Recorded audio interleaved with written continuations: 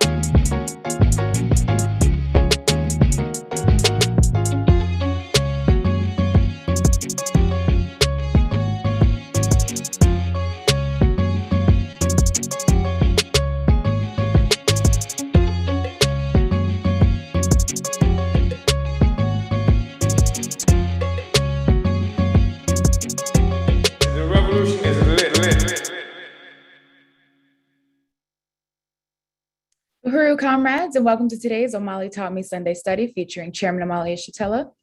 My name is Akilia Nai, the Director of Agitation and Propaganda for the African People's Socialist Party, as well as your MC for this morning. Today's study is highly important, and we encourage you right now to hit that like button and share this video on the platform that you're viewing from. This week, Chairman Omali Yeshitela will be guiding us through a study on democratic centralism, one of the most important organizing principles of the African People's Socialist Party. The party's study guide has been linked in the Facebook and YouTube descriptions for your benefit. For the first hour, the chairman will review the study materials, and in the second hour, we'll open it up for you, our live viewers, to ask your questions. It's my honor now to introduce our leadership, the leader of the African nation and the worldwide African revolution, Chairman Omali Yeshitela. Uhuru, Chairman.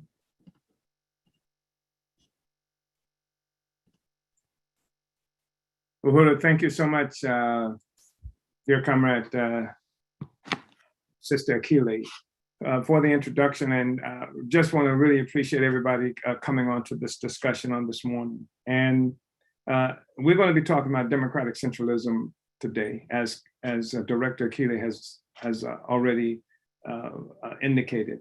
And she also talked about the significance of democratic centralism as an organizational principle of the party. The fact that it is the most important organizational principle of the African People's Socialist Party. And we have, over the last several months and perhaps couple of years, we've talked a lot about different things about the party's theory. We've forwarded different aspects of party's programs that we have been putting forward, et cetera. But we haven't talked that very much about the organization. And organization is just one of the most critical. When I say organization, in this instance, I mean in terms of the party as an organization, how to be in the African People's Socialist Party. And this is a critical question. Obviously, it is something that most of us are aware of. Certainly veterans of the party are quite conscious of this. But the difficulties we run into from time to time are difficulties revolving around either people who are coming into the party not knowing how to be in the African People's Socialist Party, the basic organizational principles, and certainly the main, most significant organizational principle of democratic centralism is something that's often not understood. And when we come into the party, the vast majority of our members are people who new to political life and certainly new to revolutionary political life. And like everybody going into new circumstances, we go into these new situations, new circumstances, and new organizations, carrying with us the practices that we have been informed by in the past. And and since we have not been involved in the African People's Socialist Party, since most of the work that we've been doing organized has been work that is either influenced or led by the petty bourgeoisie or the bourgeoisie proper. If we've been involved in political organizations, it's been like the lead organization in South Africa or the political party, primary political party that we might find in Sierra Leone or in the United States or some other place where we are located. And these are petty bourgeois parties to say them, to give them, to say the most about them. And there's a different kind of practice that we have to be involved in inside the African People's Socialist Party, because most of the parties that we are familiar with in the various countries where we are located as the African People's Socialist Party are not parties that are designed to overturn the relationship that the masses of our people have with the government and with the prevailing colonial capitalist social system. They at best give us an opportunity to function as a loyal opposition, to try and find a good position or a better position within the prevailing social system and sometimes within the prevailing government. And even in places like on the continent where occasionally we see governments overthrown, overturned, and what have you, these governments, their replacement is not, generally speaking, it's never a replacement of a social system. It's a replacement of who's going to be what social force, what sector of a particular class of the petty bourgeoisie is going to be best represented inside that country where we are located. So this question of democratic centralism is really important because that's the prevailing, as we said, the primary organizational principle of the African People's Socialist Party. So this is important because the African People's Socialist Party has assumed for itself the mission of overturning this relationship we have with colonial capitalism. Colonial capitalism is the dominant world social system. And it is the dominant world social system, even though within that system, we see different countries engaged in struggle for position, better position. For example, right now, people are aware of the struggle that's existing between France and the United States and England and Australia. These are not attempts to overthrow the system. They're just fighting for advantage, for best advantage within the existing social system. And then we see this contest that's happening with growing significance between China and the United States and Russia. These are contests that's happening. None of these contests are designed to overturn the social system. They may be designed to fight for better advantage of a particular country within that social system, but in terms of overturning the social system that permeates, that is the basic political economy of the world, they're not engaged in doing that. And so the African People's Socialist Party has assumed for itself not simply fighting for a better position inside the social system. We recognize that the social system owes its existence to its capacity to oppress Africa, African people, and the colonized peoples of the world. And there's a difference in the kind of struggle, for example, that you see that we are involved in initiating. And sometimes even colonized people have become weary of the struggle against the colonial capitalist system and themselves are trying to create different relationships among the colonized and sometimes with friendly, what they would consider friendly countries, so that they can have better advantage within the social system. That's not what we're talking about. And the significance of what we are talking about should be made clear by the unending war that the United States government is involved in protecting the social system, the threats to war that you see contending forces within the social system engaged in to protect their place, their advantage inside the social system. It is not something that will happen easily.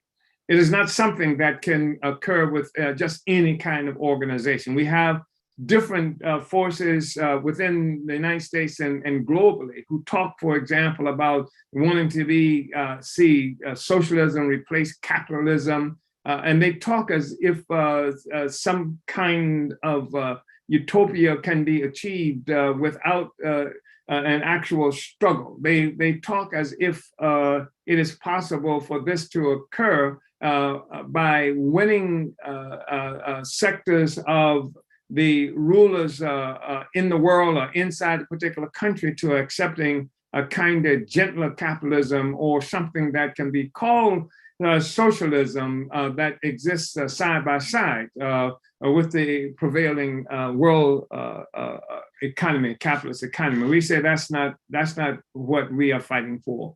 The truth is that socialism and capitalism cannot coexist.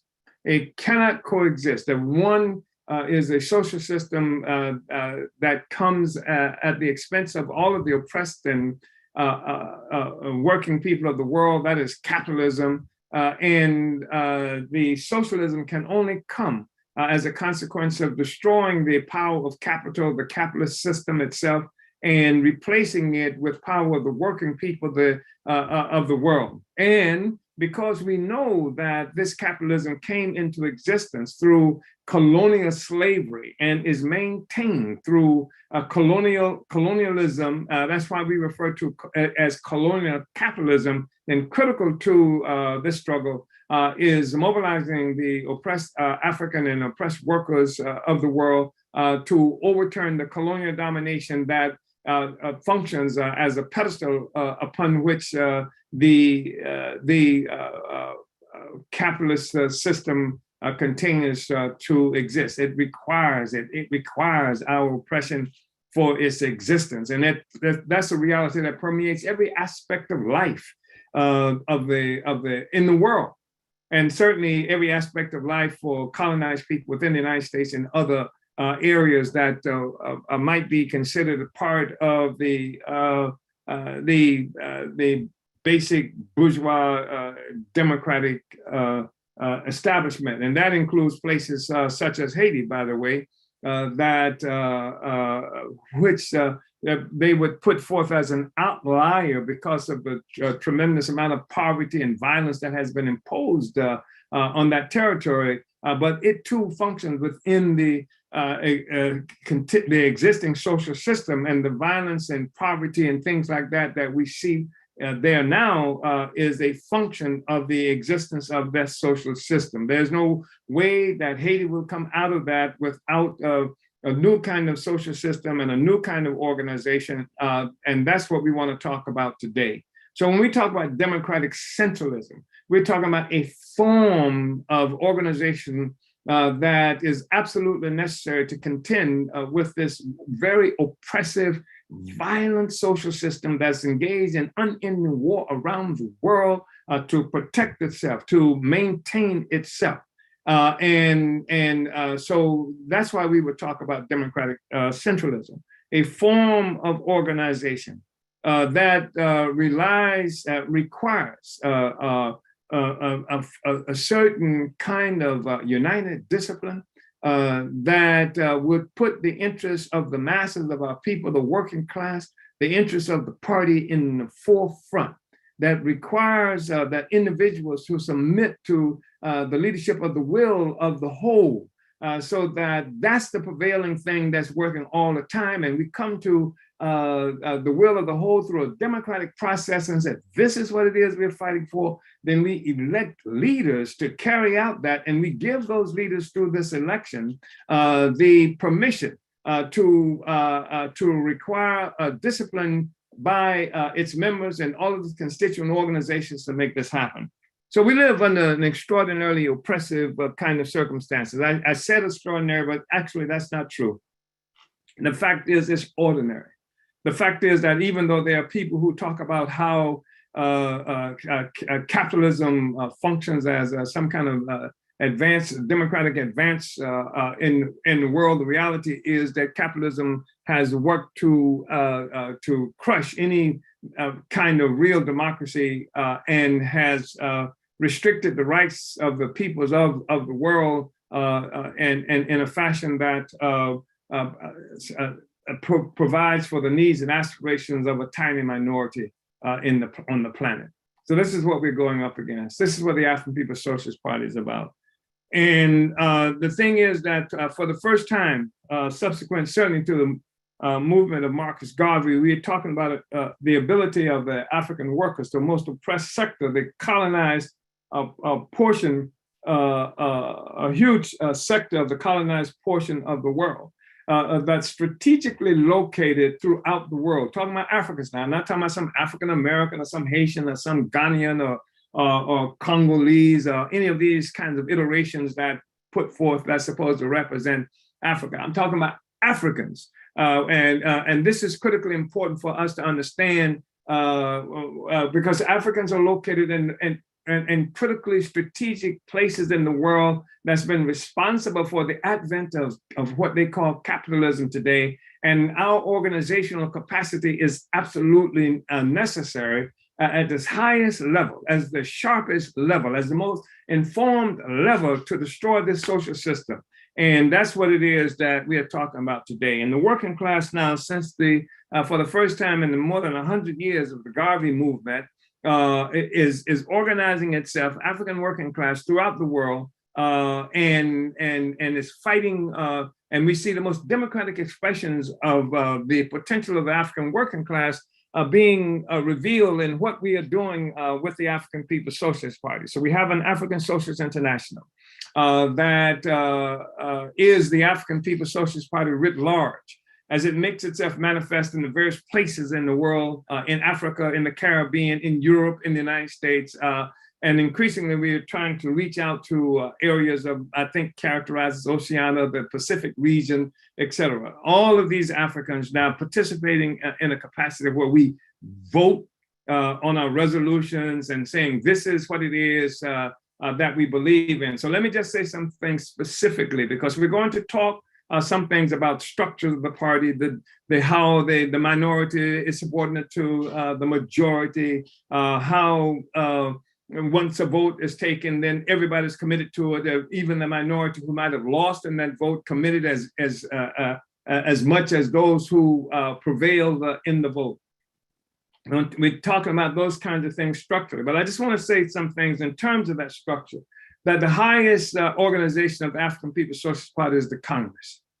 And for the first time, we will have our International Congress in Africa in 2023. Currently, it is scheduled for South Africa.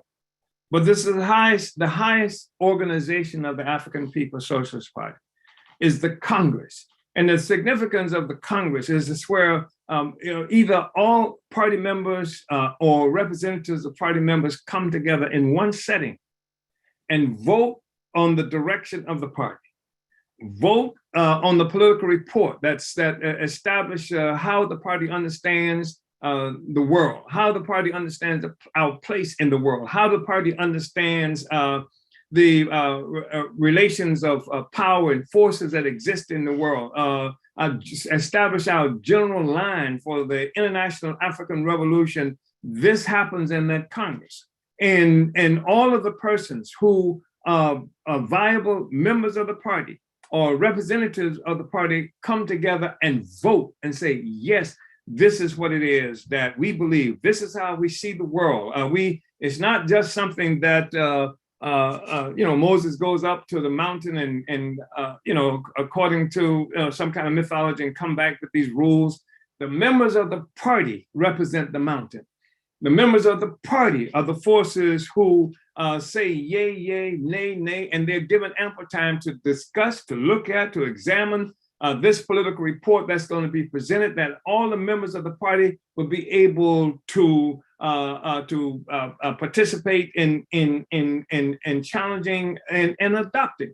And even people who are not in the party, because they make it a very public document, can comment on it as it's being advanced. So here you have the base of the party coming together in this Congress, and this is the highest body of the party, so that all the members of the party have an opportunity to define what it is we're going. Then the members of the party have an opportunity to vote on the national and international leadership of the party.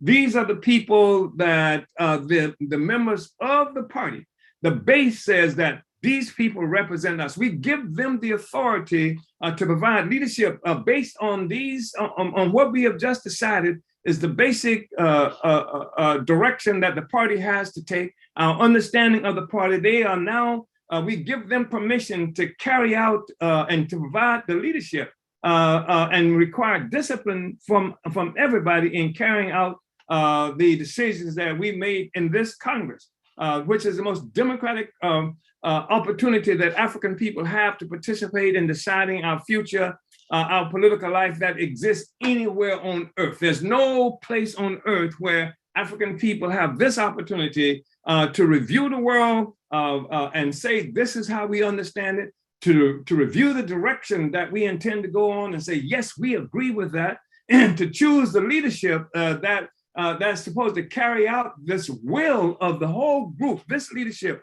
We give them permission to do this. This is what we say, democratic.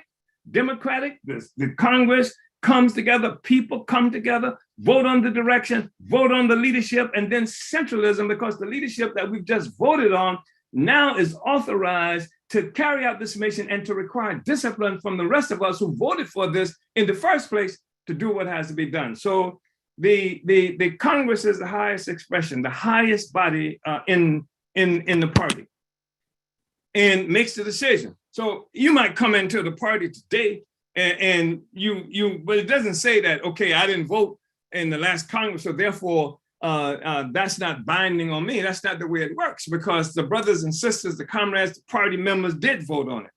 And that's something that governs how it is that we function based on that reality. So then the party Congress only meets right now every 5 years. So what happens in the meantime? And then between those party Congresses that happens every 5 years, then we have a central committee, a national central committee, depending on where you are located, depending on the country where you are located, that has a responsibility for carrying out, overseeing the decisions that came out of this Congress. So it could be the African People's Socialist Party, Occupy Tanzania of South Africa, if you will. It could be the African People's Socialist Party, Bahamas, the African People's Socialist Party, Trinidad, the African People's Socialist Party, USA, and the various other places in England and France, et cetera, the African People's Socialist Party. And there is a central committee that has a responsibility of meeting every quarter to oversee the determinations that's come out of the Congress. In between Congresses, this happens in overseeing and pursuing the work based on the leadership that was given from the Congress. These are people who have been elected to carry this task out. And then, but they meet only quarterly. And then at least 8 times a year, there's a political bureau that is a part of the Central Committee that functions more like an executive committee that has the responsibility of overseeing the day-to-day work of the party. So we have this kind of structured relationship, and democratic centralism functions like that. So the political bureau has the responsibility, has the right. It is elected to the Central Committee. It carries out the resolutions that come from the Congress. It oversees the day-to-day work. It's responsible for getting a newspaper out. It's responsible for overseeing membership. It's responsible for economic development, generally speaking, wherever we are located. It has the basic responsibility to carrying out the day-to-day work, our organizational work, to say between meetings of the Central Committee. This is how structurally we are involved in carrying out the mission of the African People's Socialist Party. So I wanted to say that, and then I just want to read this quickly in terms of this works all the way down to a basic party unit. And the party unit is the foundation of the party. So, I mean, I get an opportunity to travel the world, to speak from time to time to large numbers of people via social media, sometimes in person, and sometimes I'm speaking to handful of people. And sometimes people say, wow, that's great. And they often have an amount of appreciation for what it is that I have to say. And they assume a certain capacity that I have. But the capacity that I have rests upon the foundation of the party's base. Party's base is represented in the Congress in the first place. That's the highest expression. But it comes back into play again at the basic party unit. And the unit is what people have often referred to as the cell. And sometimes we have heard of things like communist cells, et cetera, but a cell is the basic organizational block that you will find in any organism. It is, you can find in the cell an actual blueprint of the overall organism. And as long as you've got a cell, in theory, at least there should be, the whole organism in theory should be something that can be reproduced in the world. I think there was a movie called something kind of Jurassic Park, et cetera, that based on the principle of somehow recovering some DNA from a dinosaur. With this cell being able to reproduce actual dinosaurs that existed millions of years ago. So the thing is that the cell is the basic organizing block, the basic organizational block. And if in fact I have any legitimacy at all, it's based on the fact that we have these units, this cell that exists, and it exists throughout every place the party is. We have that responsibility to build like that. So there are these cells, these units that exist upon which all of the work is dependent. In addition to that, we have constituent organizations from the African National Women's Organization, from the International People's Democratic Organization, from the All African People's Development Empowerment Project, from the African People's Education Defense Fund, from the African People's Solidarity Committee, and then related to that, the Uhuru Solidarity Movement. All of these entities are out there. And so the thing that keeps them from just running amok, just carrying out anything that they want to do, is the principle of democratic centralism. That's what holds it all together. That's what gives us the ability to act with one will. We are one force, no matter where it is that we are located. And some people say, oh, you got those white people. Yes, they are part of the instrument of the African People's Social Party. It gives us a great capacity. We have economic institutions, more than 50 right now, spread out throughout the country, the United States, and then we're building right now, moving toward garment factories and things like that in Africa. Part of a single organization. And we have to have a single organization globally in the same fashion that Garvey was moving, and in fact, in the same fashion that the whole world economy has functioned within for the last period of time, even though it's being shaken in a very serious way today. So that's the democratic centralism. That's the thing that makes it possible for people who slander us, and countries and governments who might slander us, to say that they're like robots, they're automatons, because you can ask somebody who lives in Everton West in a township in South Africa a question about what is happening with Afghanistan, or what is happening, what's the basic problem, contradiction Africans are suffering in New York City. You can ask that in South Africa, and you get the same answer there that you would get from African who's a member of our party in New York City, or who's in St. Louis. It says like robots, but we're not like robots. We are organized, we're tight. That's the thing that we're constantly fighting for. And this is a constant process that we're engaged in. It's an ongoing process. And like what I think, I'm not somebody who's that well informed in terms of biology, but I think that this whole process of cell reproduction is an ongoing process. Old cells die out, new cells are being born at the same time, and there's an ongoing process of development that occurs within the party. So it's a dynamic process. It's not robotic, it's a dynamic process. And it happens within this context of the basic fundamental organizational principle of democratic centralism. I'm going to say some things about democratic centralism. I thought for a moment I would read some things about from the unit, but I won't speak to that right now because I'm really conscious of the time, and I want to give us the best opportunity to cover this material that we're going to be looking at. I'm reading now from the party's organizational manual on democratic centralism, and this organizational manual is something that was pulled together after the party's Congress in 2010. I think that was the 5th Congress in 2010. And here is how we talked about democratic centralism then. It is fundamentally sound, though this articulation would be different today and will be different as we rework this. It is fundamentally sound. This is what we're looking at, the basic principles of democratic centralism from the party's organizational manual. And here, this is what you have access to right now. So it says democratic centralism is the system according to which all leading committees of the party, from the unit bureaus up to the highest committees, are elected by the membership or delegates of the given party organization. 2, every elected or appointed party committee must report regularly on its activity to its higher party organization. It must give an account of its work.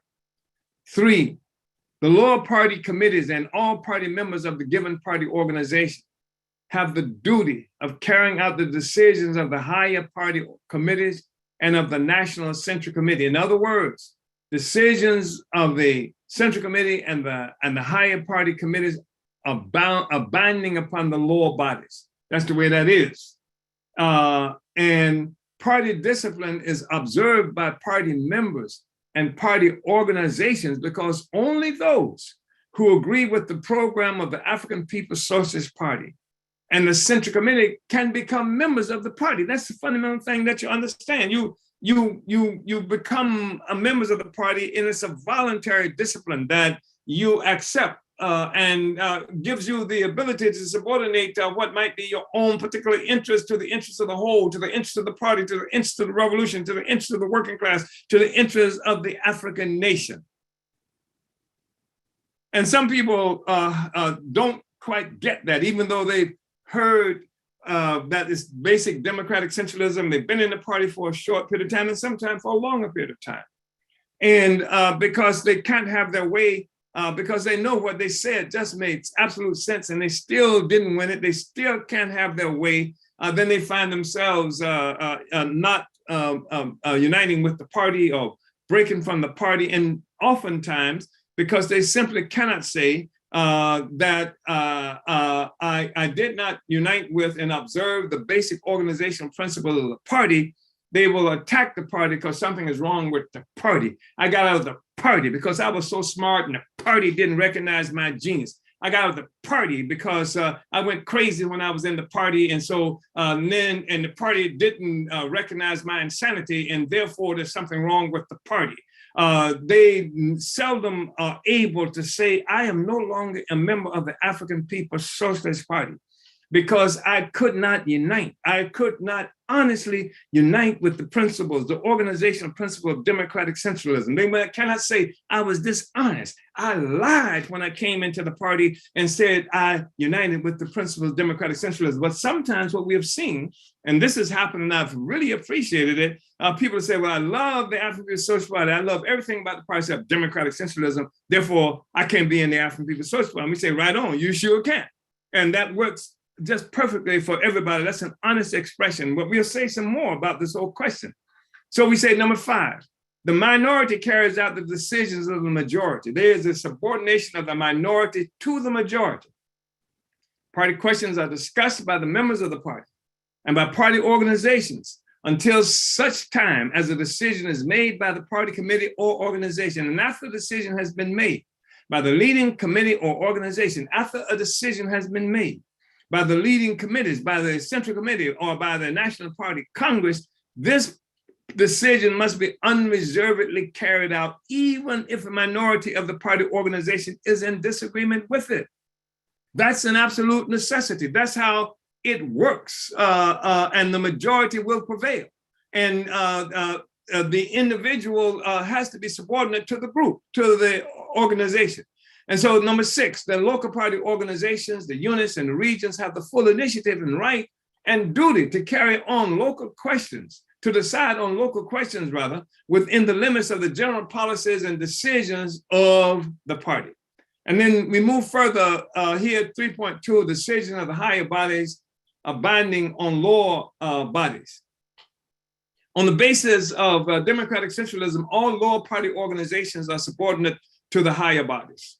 Regional committees are subordinated to the National Central Committee.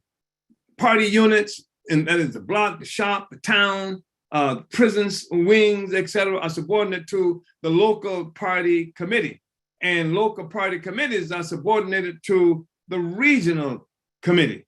All decisions of the Central Committee must be fulfilled by the whole party.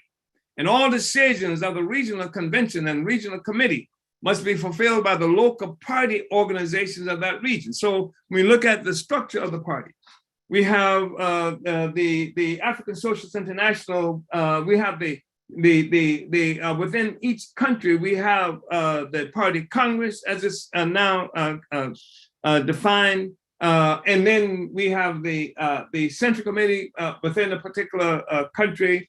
And then we have the Political Bureau.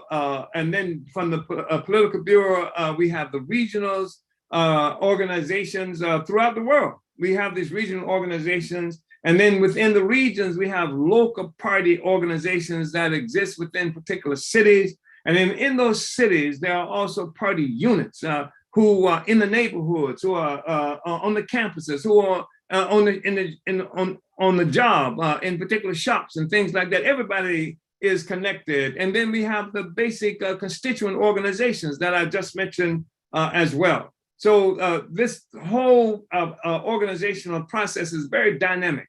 And it is under the leadership of democratic centralist principles. So we say that a party committee or unit bureau throughout the whole of its activity from convention to convention. This is the party committee or unit bureau throughout the whole of its activity from convention to convention, from conference to conference, from unit meeting to unit meeting, is not only under the control of the higher party committee. That is to say, the unit is not only controlled of the local party organization, and the local party organization is not only under the control of the region, and the region is not only under control of the Central Committee, but it is also under the control of the whole party membership in that given organization. So in cases where the elected party committee is not capable of carrying out its task and the correct party line, this committee can be changed through the calling of an extraordinary conference by decision of the higher committees or by the initiative of the lower organization with the approval of the higher committees. The African People's Socialist Party puts the interests of the poor and impoverished laboring African masses and the party above everything. The party subordinates all forms of organization, and party subordinates all forms of party organization to these interests, to the interests of the impoverished and laboring African masses. From this, it follows that one form of organization is suitable for legal existence of the party, and another for the conditions of underground secret existence, under conditions where there is no possibility of holding open elections or broad conventions. The form of democratic centralism necessarily has to be changed. In such a situation, it is inevitable that co-optation will be used as well as elections. This means that in such a situation, the higher committees will appoint the lower committees. For example, the Central Committee may appoint the regional committee. The regional committee may appoint the local party organization, et cetera, et cetera. But even in the most difficult situation, the party must find ways and means of holding elections. The conventions or conferences under such conditions will necessarily be smaller. the organization would be tighter so as to eliminate as far as possible the danger of the exposure of delegates to the class enemy and national oppressors. And I just want to say that our party was founded in 1972. And different components of the party that came to constitute the party. I see in this meeting Carmet Nyindu, who is located in Florida, down in Fort Myers, Florida. He was a founding member of the African People's Social Party with the Black rights fighters at that time. That was doing a lot of work, primarily with migrant workers and things like that. And you know, I was with an organization, the Junta Militant Organizations, JOMO, in Florida, and there were others like that. The other most important organization was the Gainesville Black Study Group, and we came together and we created the African People's Socialist Party. But the party was founded at a time where a vicious counterinsurgency had been initiated against the African Revolution. Malcolm had been assassinated, King assassinated, scores of members of the Black Panther Party had been murdered and were still being murdered. Hundreds and perhaps thousands of African people had been thrown into prison, circumstances under which people would try to have meetings, and the meetings were being raided by cops with guns and things like that, meetings with children and women, etc. So it's very difficult to even talk about trying to hold a Congress to pull all of to have the kinds of open, you know, like elections and discussions that that we would have wanted to do. That's one factor that made it impossible for the party to have our first Congress until 9 years after our founding. So we were founded in 1972, but it was 1981 before the first Congress was held.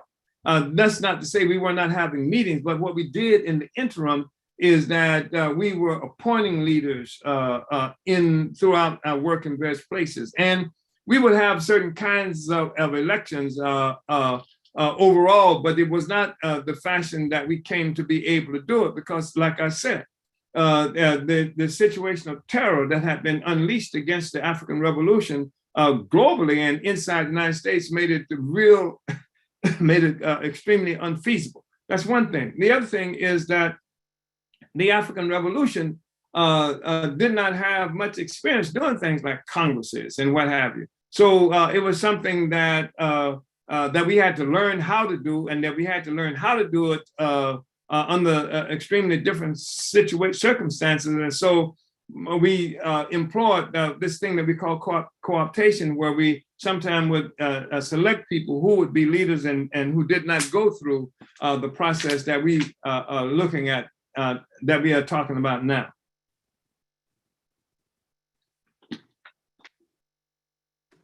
So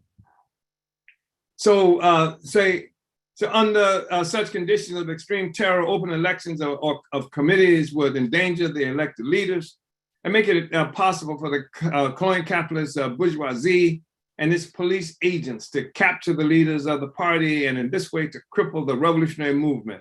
Therefore, such a method is used by the party in electing leading committees during such a period, which eliminates the danger of exposure. It doesn't eliminate it, but it certainly undermines that. And I cannot overstate, you know, like what was happening. I mean, there are periods of time where leaders of our party were being, you know, like arrested in their yards for trespassing, their own yards, and just the most ridiculous kinds of offenses. And when you don't have power, then legitimacy is something that the oppressor, the colonizer, confers upon himself. So, and that's how that works. And so democratic centralism therefore represents a flexible system of party organization, which guarantees all the conditions for combining the conscious and active participation of the whole party membership in party life, together with the best forms of centralized leadership in the activity and struggles of the party and the poor and impoverished laboring masses.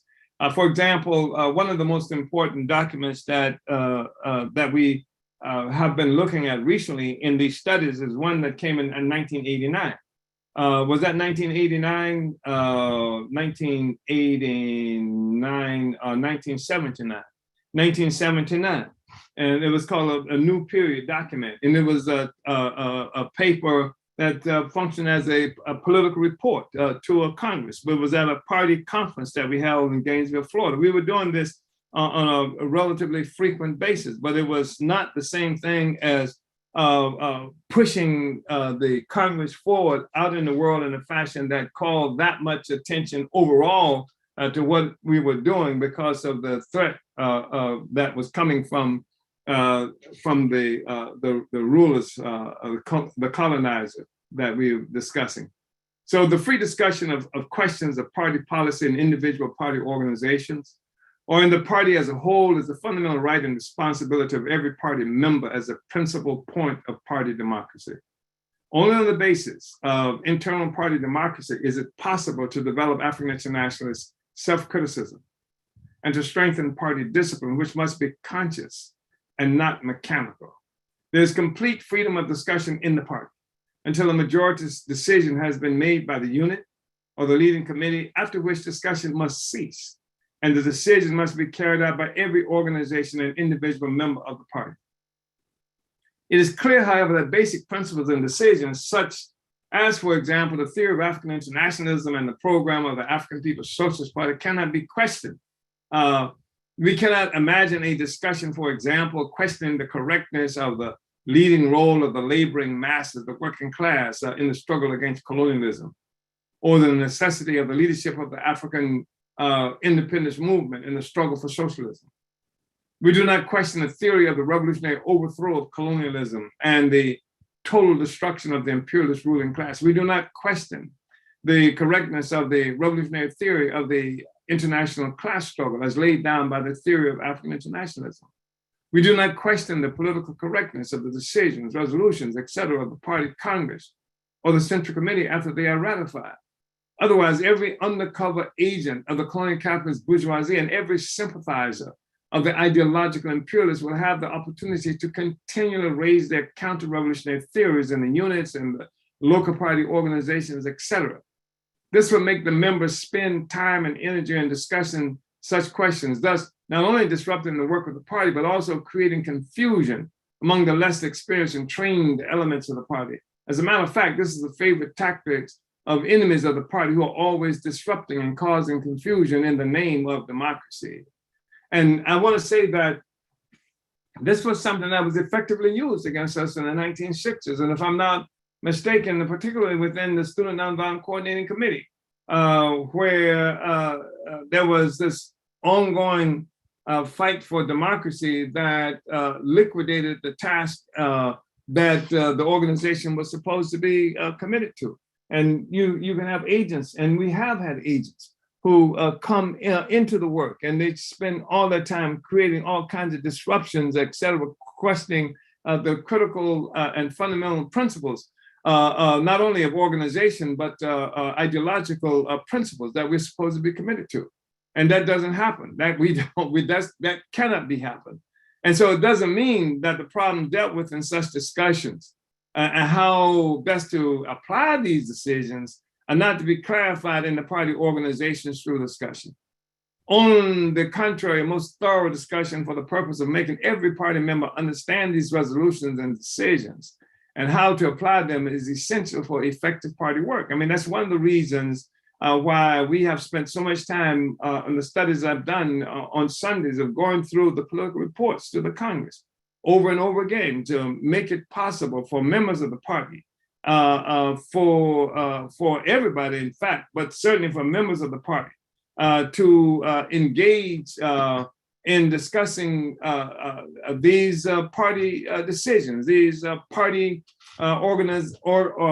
party determinations that we and resolutions that we, have brought from our Congress. We don't make an assumption that even though we have 3 to 4 months prior to the Congress to discuss the political report, that after the Congress and they adopted, and that's just it.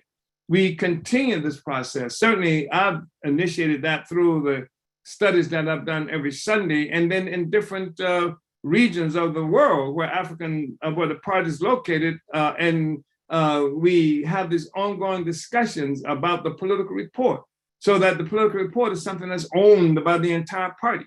It arms the entire party with the capacity of carrying out the mission. It makes it unnecessary for every decision of the party to have to be made by a leading party force, that everybody can fight for the party. And that's part of what we're doing.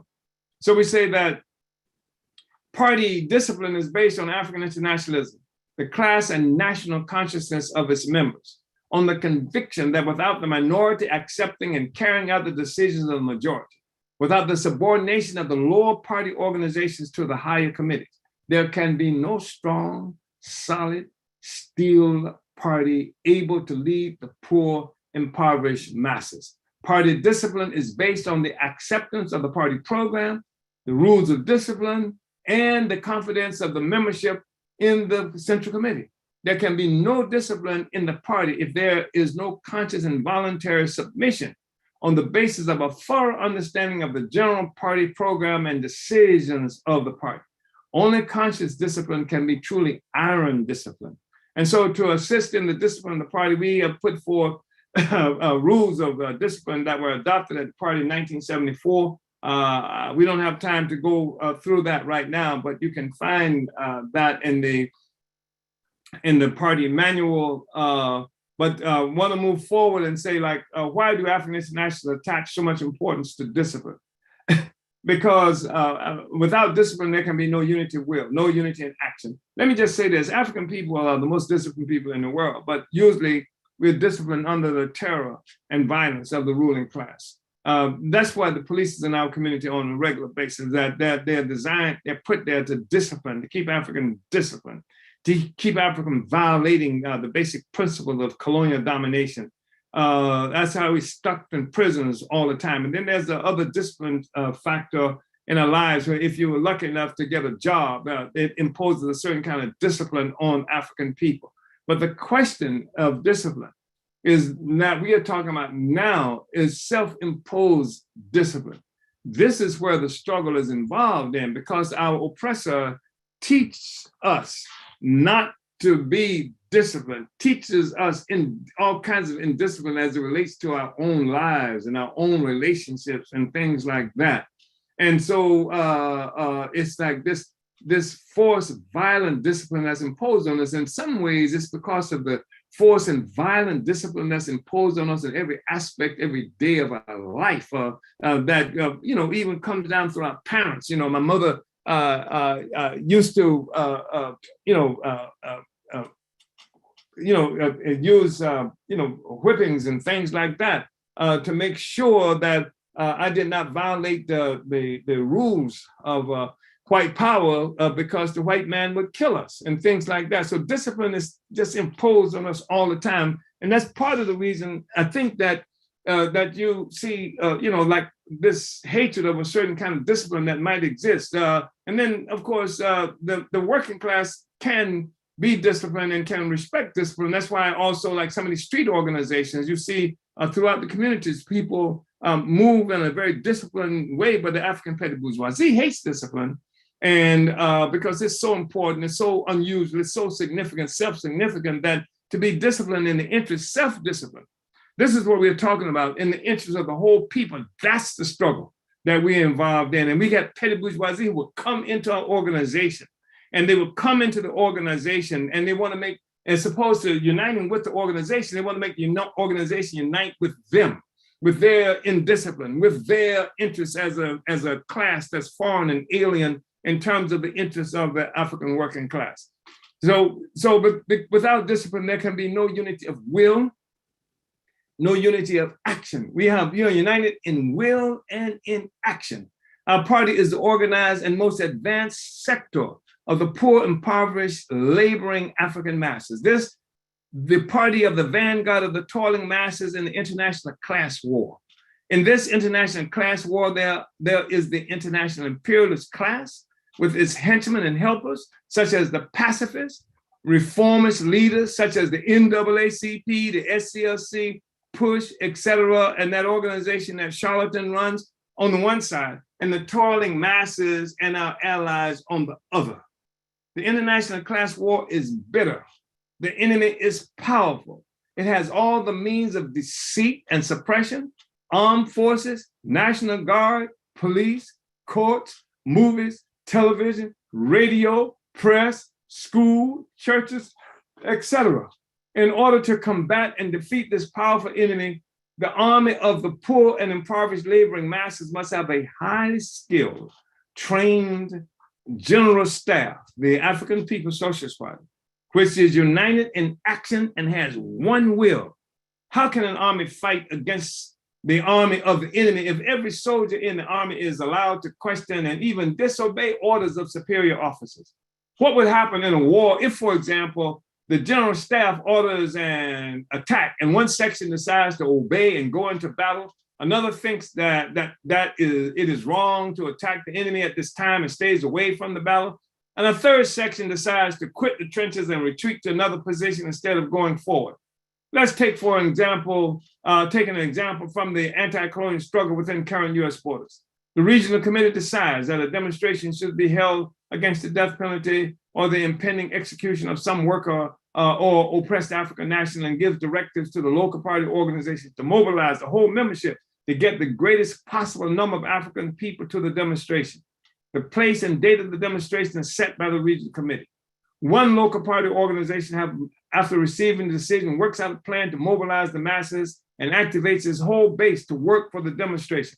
Another local party organization does not think that the issue is very important and neglects to mobilize the membership. A third local party organization decides that the time set by the regional committee is not the best time and instructs its members to mobilize at a later hour. A fourth local party organization decides to come at an earlier hour. What kind of demonstration would it be? What would the masses think and say about such a party? A party cannot head the masses if there's not unity in action. Unity of will and action can be achieved only if all the members of the party act as one and are disciplined. If each party member should decide which decisions of the party he or she wants to carry out, if each member carries out only those decisions which he or she likes and ignores those with which there was disagreement, it will be impossible to lead the oppressed masses in the struggle against U.S. domestic colonialism and capitalism.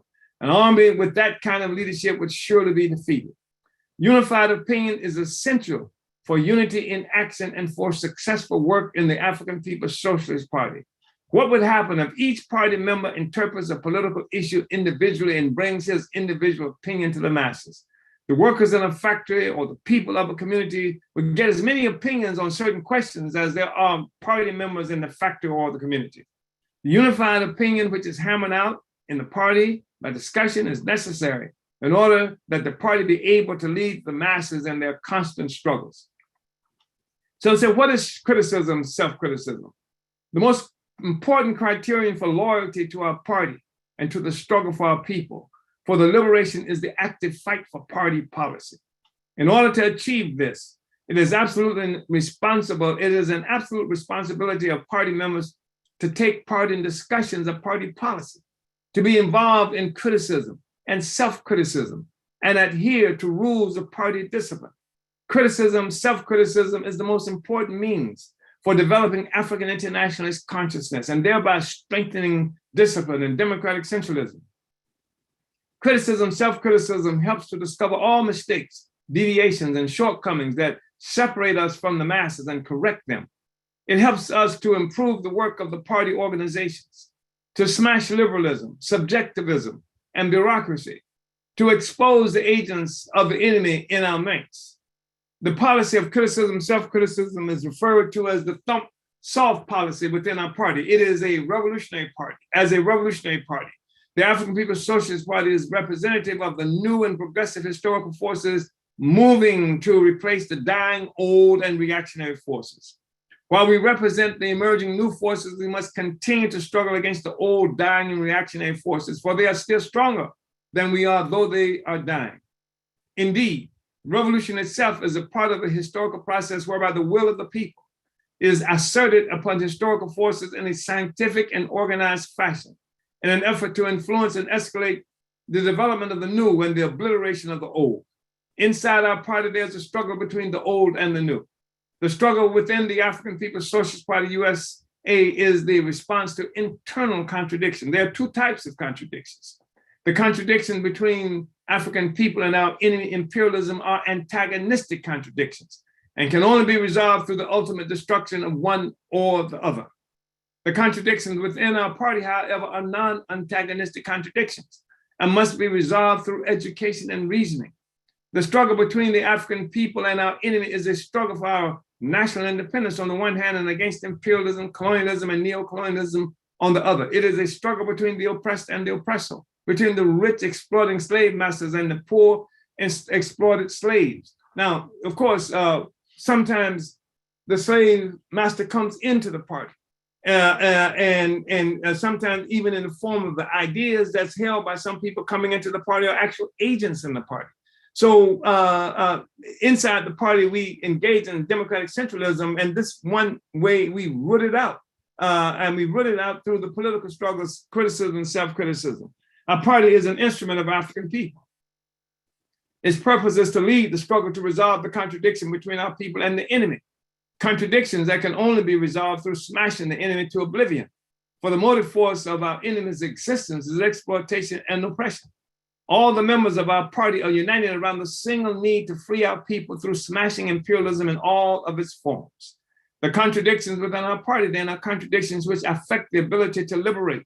They should be resolved differently than those between the people and the enemy. All contradictions must be struggled against. The difference is how different contradictions must be struggled against differently. To struggle successfully against contradiction, we must know the nature of the contradiction.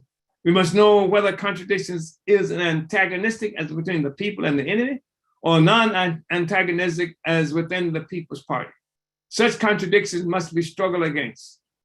Since contradictions must be struggled against, and since there are contradictions within our party, we must wage incessant internal struggle. Our purpose for struggle within the party, however, is not to destroy, but to unite. Therefore, we must struggle differently within our party. The contradictions in our party are caused by the difference between knowing and not knowing, correct ideas and incorrect ideas, proper actions and improper actions, and doing and not doing. Our methods for resolving internal contradiction must be through persuasion and education, for this is the proper method for resolving non-antagonistic contradiction. This method does not imply that we do not have to struggle just as diligently against contradictions within our party as we do against those existing between the people and the enemy. Our policy of criticism and self-criticism was inaugurated within our party for the express purpose of guaranteeing continuous struggle against internal contradictions. As our tasks grow in number and our activities increase in importance, it becomes increasingly necessary that we remain alert, prepared to recognize and resolve internal contradictions. The party encourages the policy of fierce struggle against internal contradictions. In order to ensure, however, that party members remain aware of the difference between contradictions within our party and those between us and the enemy, our method shall be to thump softly, even as the party demands that we struggle relentlessly against internal contradictions. We call this special method of criticism, self-criticism, thump softly, to differentiate between methods of resolving the two types of contradiction. Therefore, when a party member is lax in carrying out a task, we do not smash the member, we thump softly. When a party member takes the wrong line because of lack of understanding, we thump softly. When party workers are affected by the existence of old incorrect tendencies, we thump softly. And as we work consistently to resolve our internal contradictions using the method of thumping softly, we will strengthen our party, the people's weapon, so as to make it the hammer necessary to smash imperialism and issue a new order of independence and socialist prosperity for our people. And when we say thumping softly, it doesn't mean we don't struggle. We struggle fiercely. It just means that we do not create a situation where internal contradictions, it is assumed, are resolved through smashing forces. And I've seen that kind of thing happen in political organization. And some forces will end up having to be smashed. But the process of thump softly, that is to say, recognize that we are dealing with non-antagonistic contradiction generally within the party. It should be the thing that guides our practice. So criticism and self-criticism is a natural part of the life of the party. How can the members fail to criticize the committee if its work is poor, if it makes mistakes? Without criticisms and self-criticism, there can be no African People's Socialist Party. But this criticism must never depart from the line of the party, from the principles of African internationalism. The party makes it clear that there are two kinds of criticism. One which analyzes mistakes and shortcomings with the intent of resolving the contradictions for the improvement of the work of the organizational individual members based on the line of the party and revolutionary theory and practice. This is the African internationalist criticism.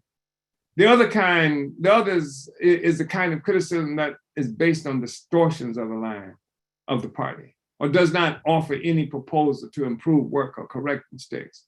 This is destructive criticism, which if tolerated, inevitably leads not only to driving out new members, discouraging the weaker elements and disrupting the work of the party, but also leads to factionalism and cliques.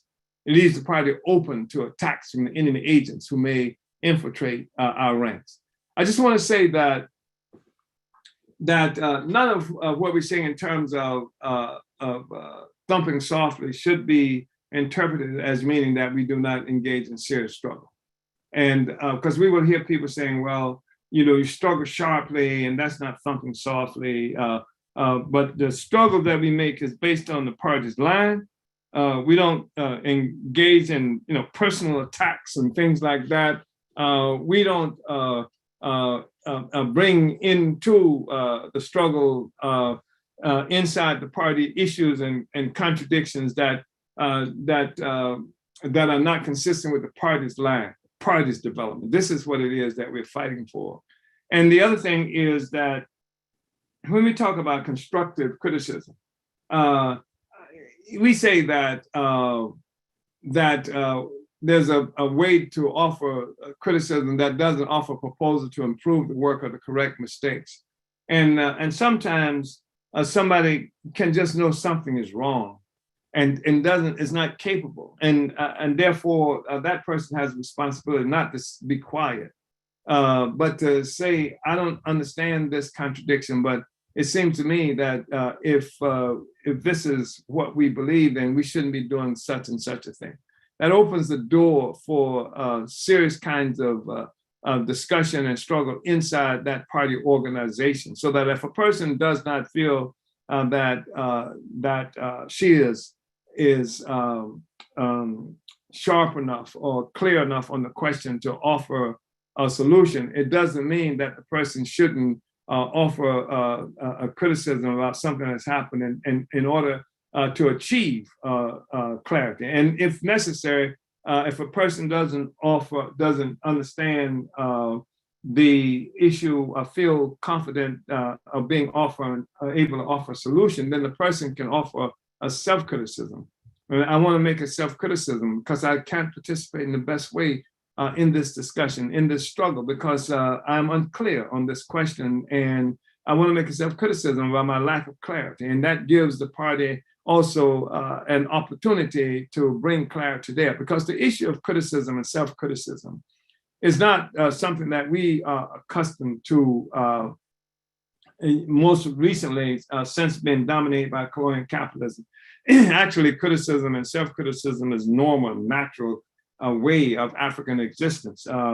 It requires honesty and openness and solutions to contradiction that benefit the whole, the people. It's not like this situation you find in the United States, in Europe, and most of what we do now, where it's a matter of blaming and avoiding blame. So people can't tolerate criticism because they accept that as being blamed for something. And so there's this thing that we're always avoiding blame and we're always blaming others, when the objective here is to solve problems, is to fix contradictions, so that we make a criticism of a contradiction because the party is strengthened by looking at this and examining this and solving this problem. Make a self-criticism because we recognize that this helps to strengthen the party too. And the fact is that I believe in criticism and self-criticism. Some people sometimes are annoyed because I will engage in self-criticism in a serious way, and at the drop of a hat. And some people may even see that as a thing of weakness, that says that here the chairman of the party, he's engaged in self-criticism, and therefore it does not represent the kind of strength that people imagine we should have in this process of just blaming and avoiding blame. But the thing is that we have to have a situation where it is recognized that we want to solve problems. We welcome criticism. We welcome criticism because it's going to help us solve a problem. And sometimes I know I made a mistake and others didn't even know about it. I would make a self-criticism because if I made this contradiction, if I was responsible, somebody else could make the same mistake. And so I bring it out and say, hey, I made this error. This is what I did. And then I say, this is the basis for the error as I understand it. And because I think that's important too when people make self-criticism. We got people who are experts at making self-criticism, partially because they mess up all the time, partially because self-criticism is turned into a kind of preemptive move to avoid criticism. It's really a way to deflect criticism that you know is coming. And so there are people, we used to laugh at it all the time because these people would bleed all over everything. Just, oh, I'm so sorry, I did all these horrible things. But we do criticism to solve a problem. And then we say, why is it? What is it? Why did I make that error? Why was this error made? I made this error because like the bourgeoisie, this is a whole neo-colonial tendency, trend that exists and that we're in fighting against as a party. The whole petty bourgeoisie that's trying to liquidate or limit the participation of the masses and acting in such and such a way. That's what I just did. I just adopted that position. I didn't, I was unconscious of it, or I was conscious of it and I was trying to avoid accepting responsibility. That's why I made that error. We have to be able, that drives us to a different kind of organization. It opens us up to a much more honest relationship. And it talks about the kind of society that we are trying to build so that we can engage in that kind of criticism and self-criticism. And just in terms of political education, it's an extremely important element of our formula for organizing. We believe that study and political education help the people to understand the deeper systemic causes of contradiction that we face. Political education within the African People's Socialist Party, too, gives us a much more democratic organization because the people who are in the party achieve the greater capacity to participate in the political life of the party through having appropriate political education. So, Comrade Director, I'm going to leave it there and we can open it up for further discussion. Uhuru. Uhuru, Chairman. Well, I just really want to appreciate this study and deepening our understanding within the party and, those who are watching the party follow the movement on the question of democratic centralism and just how, everything that you've talked about up to now just really explains the significance of democratic centralism as the most important organizing principle of the party and how it makes it possible for us to carry out the mission of the African Revolution. And that, if an organization is not guided by this principle, doesn't have, place its emphasis on discipline and just, how can it forge and steal cadre? So I think that this is just a really important discussion that we can be having. And, again, it's not just a concept for the party, but it's something that we actually carry out, and it's exampled in all of our work. So just really want to appreciate the study. And we do, this is our Q&A portion. Yes. Director, before we move with that, I think we're talking now about this democratic centralism and principles of party organization, how to be in the African People's Socialist Party. We're talking, with members of the party, with people in our movement. But it's an open discussion because obviously everybody who comes to these discussions via social media and what have you have an opportunity to participate in this discussion. But the concept of democratic centralism, the principle of democratic centralism as an organizational principle of the party is something that we want to permeate the consciousness of the working class, the masses of people here. when we write articles in the Burning Spear, we should say that the way we moved was something that was informed by principle of democratic centralism. That's why we did such thing. We need to do that so that people become more and more conscious of the principle of democratic centralism. So people, who even we are winning to the African People's Socialist Party, conscious to principle of democratic centralism. Because we, as you know, Comrade Director, we've recruited, snakes and vermin into the party, not intentionally and what have you, but once in the party, they have the ability to demoralize and sometimes even corrupt people. And if people are not informed about democratic centralism and what it means, democratic centralism, often we've heard people say that it's some kind of dictatorship, et cetera. It is the dictatorship. It's the dictatorship of the working class as inside the African People's Socialist Party. It's the means by which the African working class, this is the party of the African work. This is not the party of the petty bourgeoisie. This is not the party of neocolonialism. So when the petty bourgeoisie and neocolonialist forces and ideas come into the party, democratic centralism arms the African working class. It provides the African working class. It's the dictatorship of the African working class to guarantee that the objectives of the work that we're doing is to forward the interests of the working class for the liberation of African people. That's what it is fundamentally. So I just think we need to be able to make this whole principle of democratic centralism not something that's just that obviously it informs us, but it also should inform masses of people how we make decisions and what it is that we're involved in as well. So it disarms, or certainly it undermines efforts by snakes and vermin to try and slander the party based on these revolutionary principles. Uhuru, I just wanted to make that observation comment. Uhuru, Chairman, I appreciate that the intervention and just the clarity around this question. And yeah, we have so many questions coming in, so I want to be able to, be able to ask those to you, but I just know that there's even some discussion that I would want to phrase. But anyway, we'll move it forward, and we'll actually go into our announcements first. And just want to appreciate you guys for tuning in with us so far, and just want to salute our leadership, Chairman Omali Yeshitela, on this powerful study, and encourage you to like and share this video and subscribe to the Burning Spear TV on YouTube for more revolutionary political education such as this. So as we go into announcements, if you have not asked your question, go ahead and put it in the chat on Facebook, on YouTube. But we're going to go ahead and take a look at what's going on in the Uhuru movement. All right, it's already up. Thank you. So this study was brought to you by the Department of Agitation and Propaganda, Winning the War of Ideas. For your worldwide revolutionary news and analysis, you can visit theburningspear.com. Order and distribute the Burning Spear newspaper and become a subscriber today. Get a 1-year subscription, 12 issues delivered straight to your door for $25, or the digital subscription option. You can get a combo of both for 20% off, and you can gift a subscription to comrades and family members. You can do all of this at theburningspear.com/subscribe. Next. Omali Taught Me airs on Black Power 96 FM radio, a project of the African People's Education and Defense Fund, with the slogan, not just explaining the world, but changing it.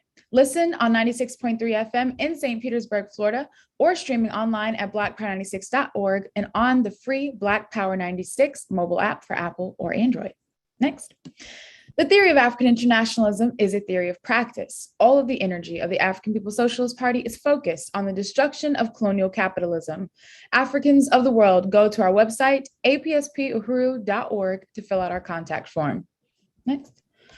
Join the organizers of the One Africa, One Nation Farmers Market, talking with local Black farmers about the work of Black urban growers in the St. Louis area on the next Black Power Blueprint Live on Tuesday, September 28th at 6 p.m. Central Time, featuring Mitch Pearson, an urban organic farmer working to develop an Earth School model in North St. Louis County, Michael Harris, a local grower who has a booth at the One Africa, One Nation Farmers Market in St. Louis, Dr. Aisha Fields, the director of the All African Peoples Development and Empowerment Project, APDEP, and Impedum, the International People's Democratic Uhuru Movement President, Columbai Antoinette. Watch it live on the Black Power Blueprint YouTube channel or Facebook page.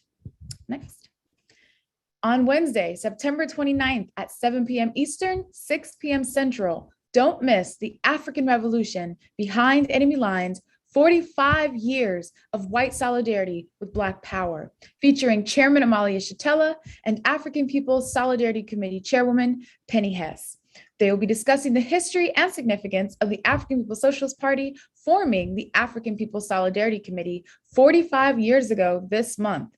Register at apscuhuru.org/45years. Next, the African National Women's Organization is hosting Who We Are, What We Believe. It's a 7-week public political education series that will help attendees understand African women's liberation through an African internationalist lens. Led by Ann Wo, Membership and Recruitment Coordinator Sai Kamba, this series is open to everyone. We encourage questions and engagement. This will be live on Zoom and Facebook, and you can find this event on theburningspear.com/events and click on the registration button to get the Zoom link. Next, the Black is Back Coalition for Social Justice, Peace, and Reparations is holding its annual rally, march on the White House, and conference on November 6th and 7th, 2021. Join us in deepening the struggle against police terror and honoring our political prisoners and prisoners of war. Learn more and register at blackisbackcoalition.org.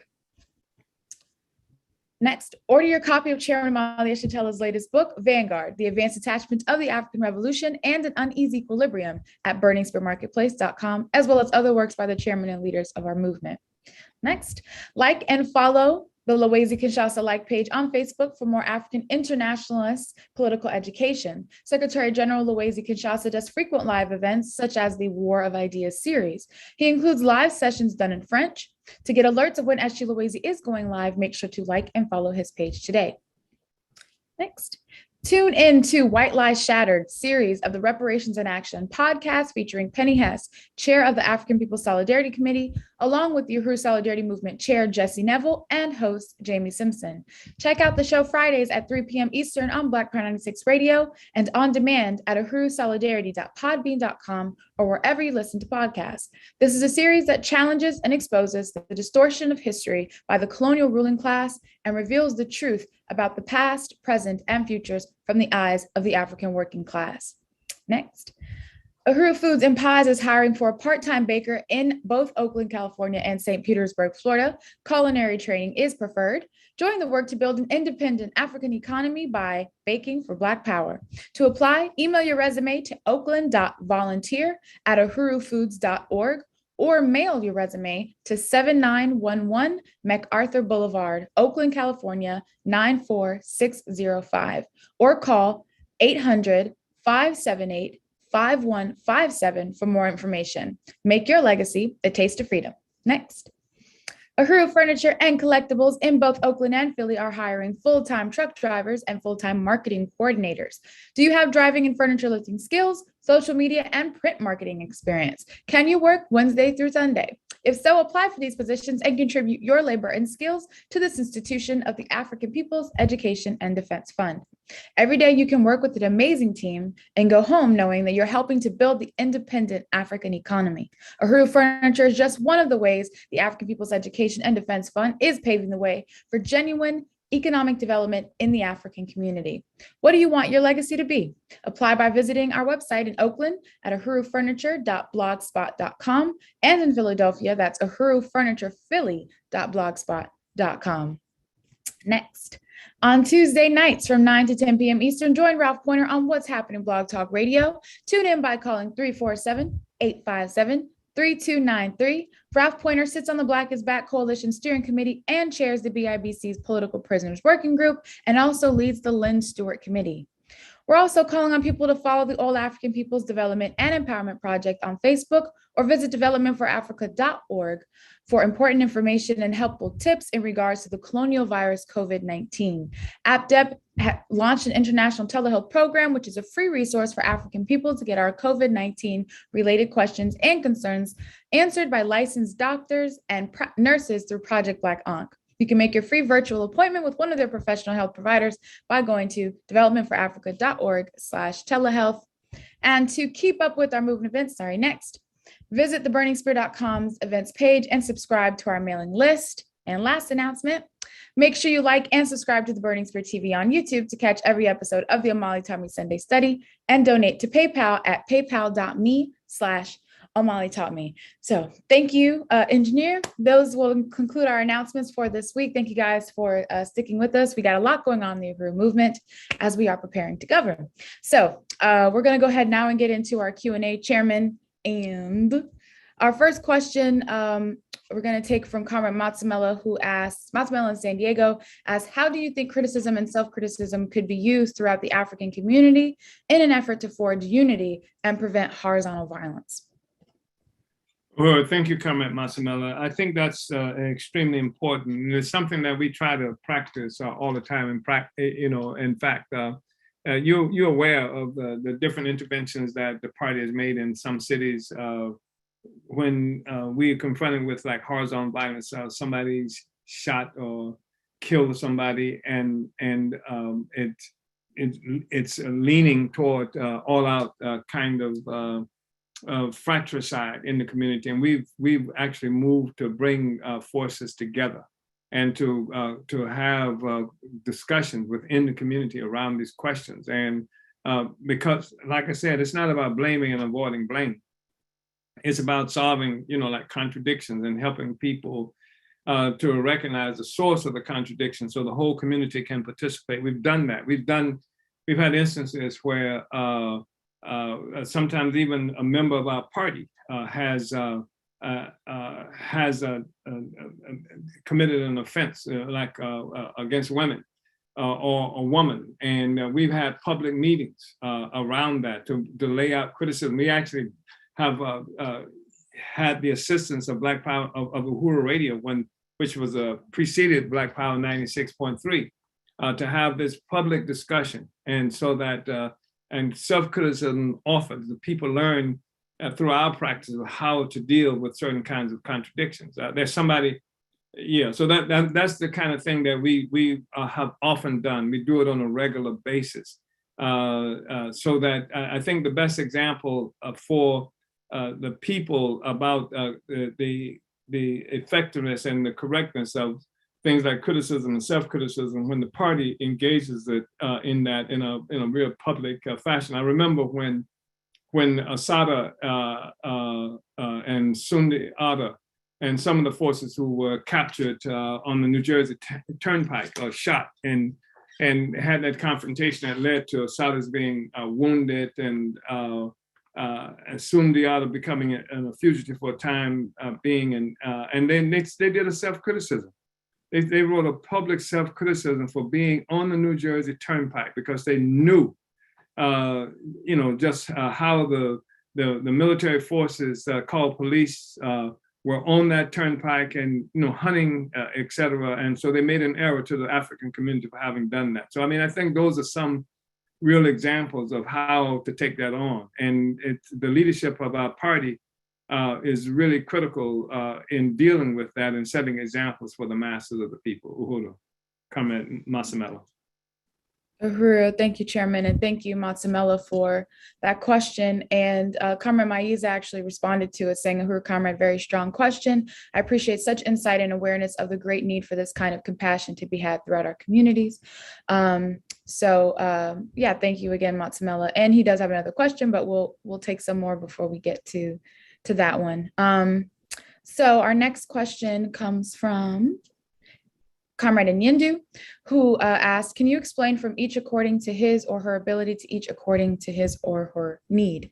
And I know you shouted out Nyendu earlier from Fort Myers, Florida, but Uhuru, Chairman, that's the question. Well, Comrade Nyendu, I mean, yeah, I can't shout him out enough.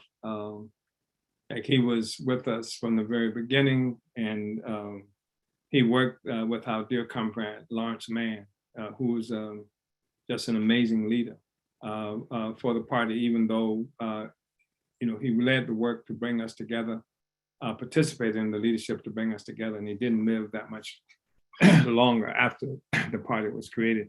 But Nyendu, the thing is that, under this whole capitalist system, you have a situation of people living at the expense of other people. You have, first of all, a class that is the capitalist class that expropriates value. I mean, working people go ahead and create everything, and then too often are unable to afford to live, even though we create everything. And then you have this class of vermin, who don't create anything. They just live off the masses of the people, and who have everything. You have the thing that the party has come to understand in a real serious way is that the class question is actually concentrated in the colonial issue. The colonial question is that fundamentally, you have a situation where the broad masses of peoples around the world live under colonial domination of right now, primarily European white power. And we work and do all the work. They take all our resources. They take, the coltan. They take the cobalt. They take the lithium. They take, the food, the agricultural products that we create. They take our labor and what have you, and we get nothing, and they get everything. So this is a communist principle that is something that I think that African people live with, and perhaps other societies prior to the advent of colonial capitalism, but certainly it's not something that we've seen since the advent of capitalism. So the thing is, how do we live? And we say that the principle of to each according to need, that if somebody needs, then they should have it. They should have what they need to live. And then from each according to ability. And those who are able to provide and make contributions to the economic well-being of the society, from those from each who, how does it go? To each according to need, and from each according to ability. So if we have the ability, then we produce. You got people who are old people and stuff who are starving, people living. I used to see in supermarkets, particularly, in the white communities, where, people buying cat food and stuff like that at best. And just the whole population demoralized by poverty, living in the worst situation in the streets and whatever, with all this wealth that's hoarded by a minority. That doesn't work at all. People who build houses can't afford houses. People who make cars can't afford cars. People who make furniture don't have furniture in their homes. So we say to each according to need. They need it, they should get it. And from each according to ability. This whole notion of old folks being stuffed in homes and rotting away, of people who have mental and other and physical illnesses, who can't get it because they don't have insurance, or because they don't have rich relatives and things like that. That's the kind of society that we're in the process of overthrowing. So we say to each according to need, and from each according to ability. That's what we're talking about in Yindu. Uhuru. Uhuru, Chairman, and Uhuru and Yindu, thank you for that question. And we're going to go ahead and move it, Chairman.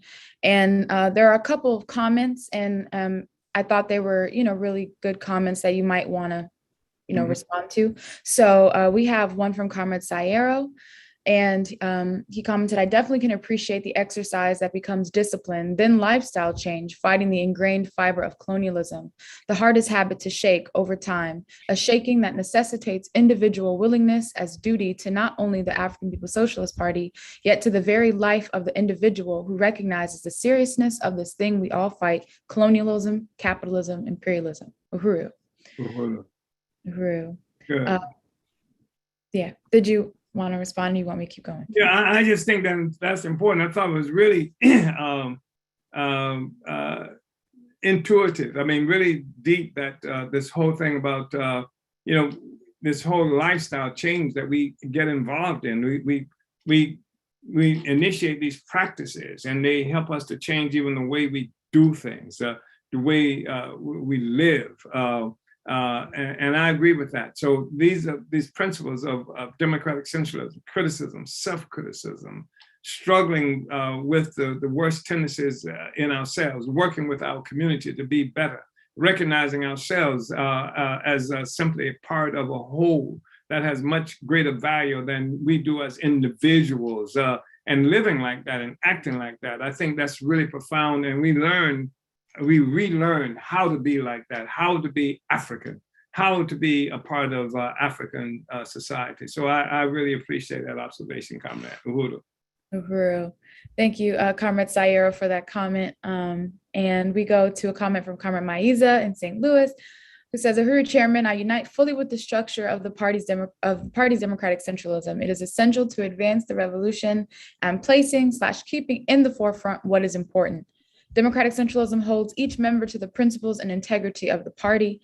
This occurs when discipline is practiced. As the advanced attachment of the African working class to carrying out and to see the African nation to its freedom, organization, and centralized leadership is imperative.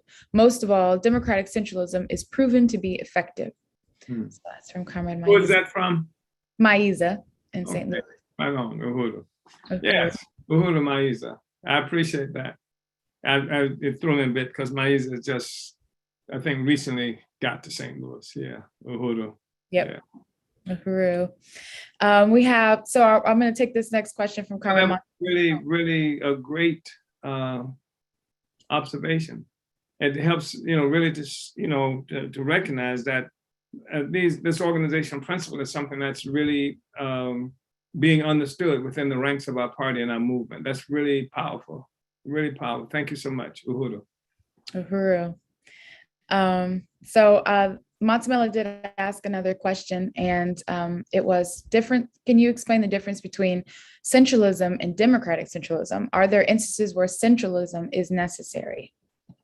Yeah, there are instances, and I think we sort of spoke to that briefly. I mean, there are circumstances under which the movement, the revolution comes under attack, under assault, and we have a situation where leaderships have to make certain kinds of decisions, change the plans, and what have you, and it becomes necessary and important. And sometimes, even errors will be made when that happens, and when that happens, errors are made, then those leaders will have to answer for that, and will be awarded and rewarded for making the best decisions, but they'll be criticized most severely sometimes if there are errors being made. But yes, there will be instances when decisions will have to be made.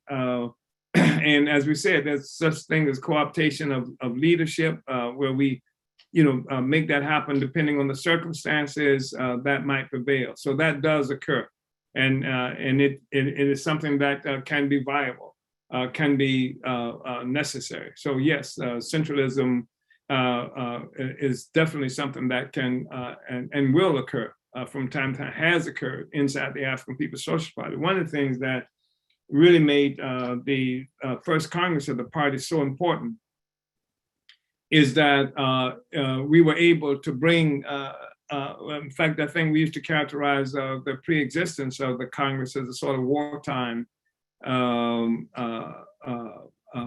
operation of the party. As I said, the terror was vicious. I mean, people being assassinated all around, and hundreds of people being thrust into jails and prisons, disappeared off our streets. We don't even know how many people was arrested. We don't even know. We don't even know how many people were killed during that period of time with this viciousness of the U.S. government, and that's possible all the time. So decisions had to be made, and we couldn't operate with the highest degree of democracy. So centralism became centralizing the power of the party in certain leading bodies became absolutely necessary and appropriate. Uhuru, Chairman, thank you. And thank you, Matsamela, for that other question. And okay, I have a question, but I'm going to read this comment from Comrade Kingale, and then and again, Chairman, if it's something that you want to respond to. So King Al said, Uhuru Chairman, I am grateful for this insightful study. I believe that the subject matter of today's study is of the utmost importance for all members. As the Chairman has said, this is true whether it's a veteran or newly inducted one. It's evident that the principle of democratic centralism, self-criticism, and criticism are indispensable tools for addressing everything from combating liberalism to initiating a struggle to overturn it, and everything in between. Uhuru Chairman, thank you. Uhuru, right on. That's great. Good to hear that coming from Chairman King. I know he's relatively new to the party, and I know that's this issue of criticism and self-criticism, democratic centralism is something that we as Africans are relearning. So I think that's really important kind of statement. I remember being in a meeting in St. Petersburg, Florida, a long time ago as a young organizer, and because we're constantly working to bring masses of people into work. The party has a responsibility of leading everything. So whatever's happening, we have a responsibility to lead. And I remember being at a meeting in St. Petersburg, Florida, and we had this young brother who had been recruited to participate in some kind of mass action, and we were engaged in summing up like we do. If we do something, after we do that, then we come back, we sum it up, we criticize ourselves, and we critique what it was that we were doing. And this brother who had never been in our work before was criticized. And this brother, when he faced the criticism, he actually wanted to hurt people, for criticism being raised at him, because usually when we are criticized, we are blamed, and usually coming from inside the system, it's done for the purpose of harming us. So it's really important. This we bring with us into work. Like this brother, he wanted to participate, but he came in with that baggage from what's normal in terms of social relations. And so King is new to the work, and I'm really glad to hear how he understands this, because it's really critical to be involved in discarding old assumptions and uniting with the assumption of the party. And the party's revolutionary organization is the vehicle for which we make the revolution. I mentioned earlier that one thing that makes this issue so critical of democratic centralism is the party is constantly trying to recruit people into our ranks. We're a small party with a tremendous workload, a tremendous agenda that we're carrying out on various continents in the world. And we need more people in the world. We've got various kinds of institutions that we lead. There are more than 50 institutions.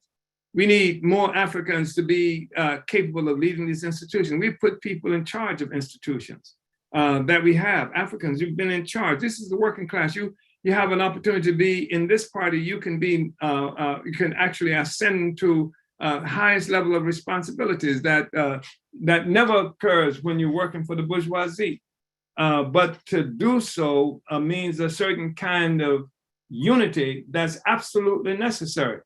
And what you're uniting with, that's why I went to the whole structure. We're talking about the determination that comes from a Congress. And then from that, we have national central committees, political bureaus. We have constituent organizations, all of that stuff. And what holds it together is democratic centralist principles. It's not just what you're doing right there.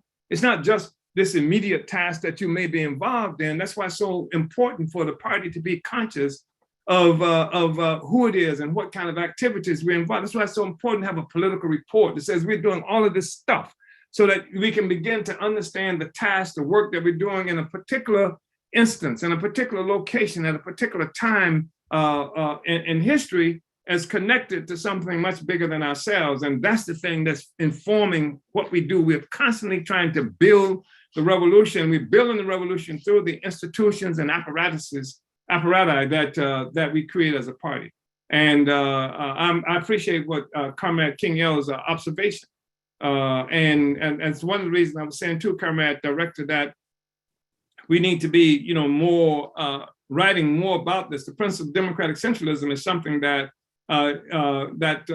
should be defined as a characteristic of the party, and that people can see the evidence of our understanding of it in popular writings and things like that. I think that it helps train masses of people about how to have revolutionary discipline to win our liberation, and makes it bigger than ourselves, and helps to remind us that we are part of a greater mission. Uhuru.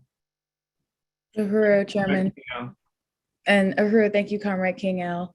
Chairman, well, it's not really formulated in a question, but I just wanted to really appreciate the point in the study where I feel that the significance of democratic centralism as an organizational principle of the party, where we know that democratic centralism, among the things that it reinforces for our party, it upholds the leadership of the African working class.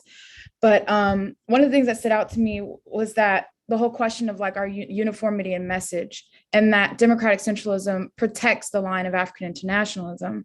So that the party is building everywhere, and Africans are joining the party, everywhere we've been dispersed, and we come from different political lines and worldviews, and we're able to adopt African internationalism as our own, and that it doesn't change based on wherever it is that we came from, and it doesn't suffer, opportunist revisionism.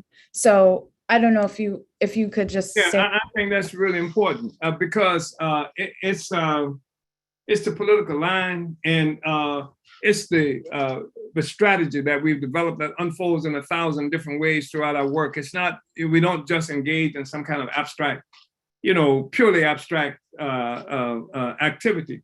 And I'm thinking in part like one of the incredibly, I guess you can say, complicated things that we've ever dealt with is the creation of the African People's Solidarity Committee. And with good reason.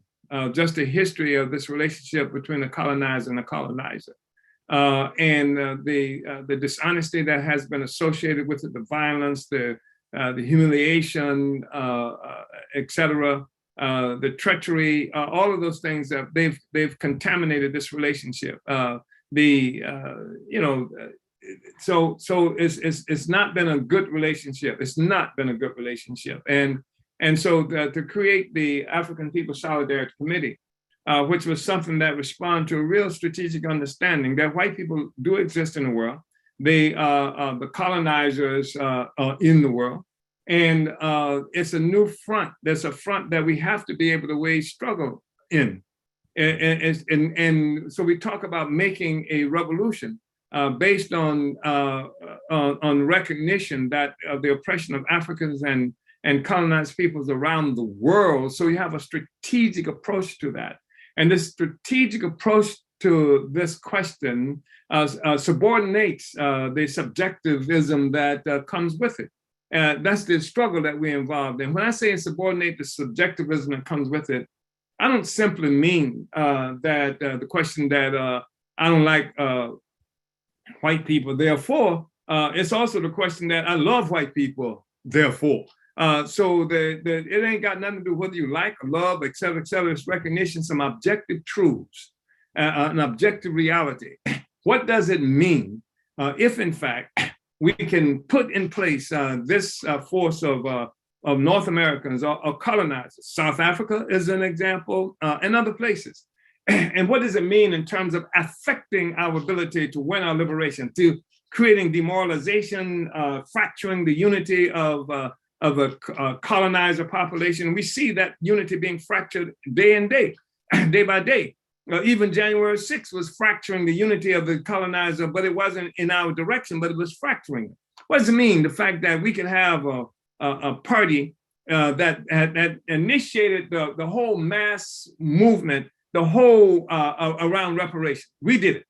But we didn't, and it was based on an assumption that the reparations issue in question was a function of the revolution.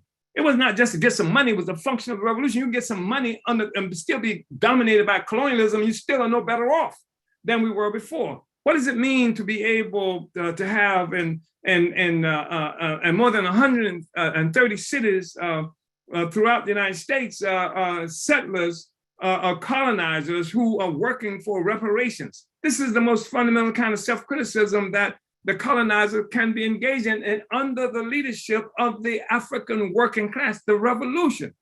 That's a fundamental task. And then we've had this issue. So taking that is a real serious question. So people say, well, you trust them. Why do you trust? It ain't even a matter of trusting of white people is trusting our theory.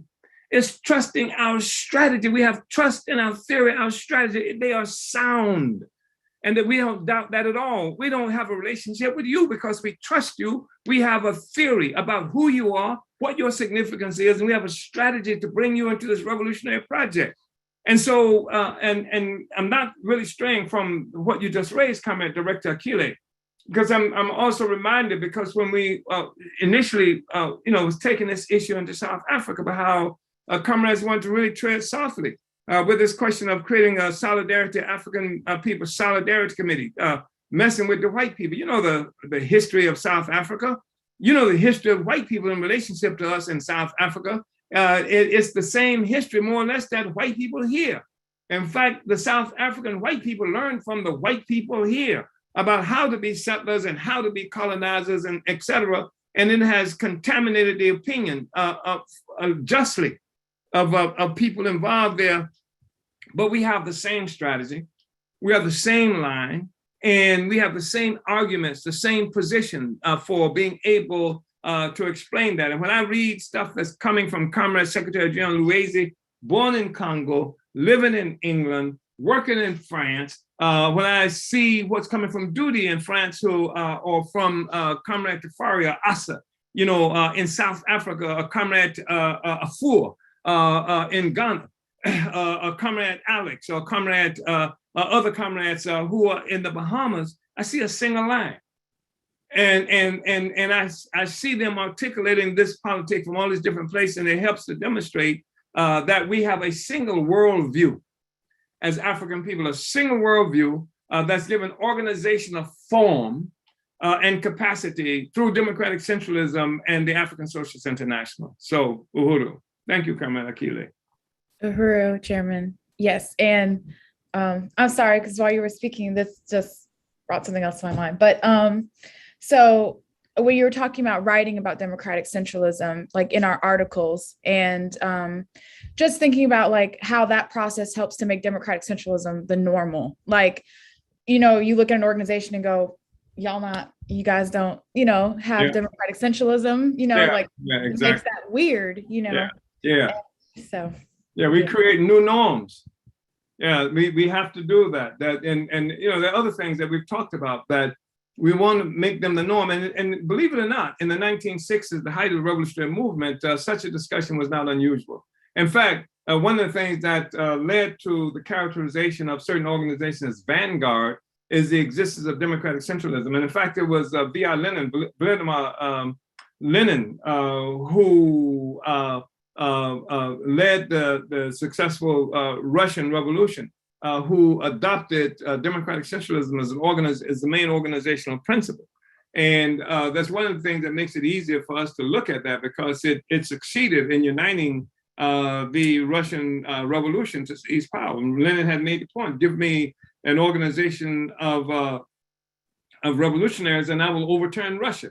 And we can say the same thing right now. We have an organization of revolutionaries and their basic organizational principles. We're not fighting some Sunday school battle, or this is not some engagement for getting a dissertation in university accepted or something like that. This is a formidable enemy that's killing people all over the world, and it has killed so many and continues to kill, destroy, maim people. And so we have to have an organization of steel cadre. For my profession is revolution. And we have to have an organization professional. Sometimes people are offended by the party because we create these institutions too. And so people see the institutions, and they see the institutions as a way for them to make money, for them to advance, and they're not making it. They can't find that. They attack Garvey because of the Garvey programs as well, because they lost money or something. So they went over to the other side against the Garvey movement. But we're not an employment agency. We employ people. Even during this discussion on today, even during this program on Black Power 96, where this discussion is occurring, I saw advertisement for people who employment as truck drivers and other areas that with the Uhuru movement, we're not an employment agency. We might have, we employ people and some people are employed in some of the institutions, but we're a revolutionary organization. If you're looking for a job, you do better to try to go and apply to one of the organizations, the institutions that we've created. Don't apply to the party if that's what you want, a job. If you're looking for to make a lot of money as a business person, then join one of the programs, campaigns that the party created, like the African National Independent Business Association, ANIBA. That's about helping people and African entrepreneurs, et cetera, learn how to do that in an anti-colonial way. Don't join the party if what you're coming into the party for is to get business and to make a lot of money in business, because you will be disappointed. Then you're going to attack me and attack the party because you didn't get a chance to make the money that you thought, oh, that's not what we're about. We're about making the revolution. And so there are revolutionary principles that we have adhere to in the party. And then the party creates these institutions and creates the capacity for the mass of African people to be involved in anti-colonial struggle, and for the working class to be involved. That's why there are such things as One Africa, One Nation marketplaces. People make money, make their living, feed their families sometime in the markets. And the people who live in those communities have the ability to circulate capital within our community. And there is the food desert is being disappeared because of the work that we do. Join that stuff, but the party is a revolutionary organization. You cannot confuse the two of them. I know that we're approaching the end of this time, Comrade Director, so I'm going to shut up and turn it back over to you, Uhuru. Uhuru, Chairman. Well, yeah, I know we could go on, but I just really want to appreciate this study and appreciate all of you for tuning in, and just really salute your leadership, Chairman, and just the work of the African People's Socialist Party and this organizational principle, Democratic Centralism.